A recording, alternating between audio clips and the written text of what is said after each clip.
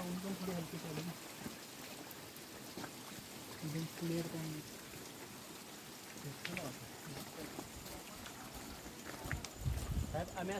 येडगे साहेब, आपण कुठे आला आहोत? सध्या आपण कोल्हापूर आणि सिंधुदुर्ग जिल्ह्याच्या बाँड्रीवरती असलेल्या रांगणा किल्ला उर्फ प्रतीतगडावरती आलेलो आहे. त्या गडावरती पाहण्यासारखं असं म्हणजे रांगणादेवी मंदिर, हनुमान मंदिर, गणेश मंदिर आणि एक मोठा तलाव आहे जो की 12 महिने वाहतो. आणि इथे बरेचसे असे स्पॉट आहेत की जे की सेल्फी पॉईंट आहेत की असे सह्याद्री रेंज आहे ती रेंज बघायला मिळते. त्या रेंजमधून वाहणारे अनेक धबधबे दिसायला लागले आहेत. एका नदीचं उगमस्थळ आहे, ती नदी अशी वाकडे तिकडे वाहताना दिसते. सो बरेच साऱ्या गोष्टी येतात आणि ह्या गडावरती चढाई करण्यासारखं म्हणजे जास्त अवघडही देखील नाही, जास्त सोपंही देखील नाही.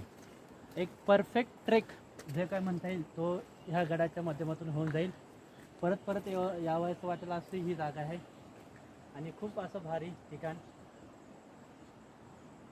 पश्चिम महाराष्ट्र आणि कोकणाला लाभलेलं. आणि इथे येण्याचं प्रयोजन आपलं प्रयोजन सहज म्हणून असं आपण बघायचं म्हणून आलो होतो, पण आल्यानंतर वाटलं की हे लय भारी आहे, परत परत यावं इकडं.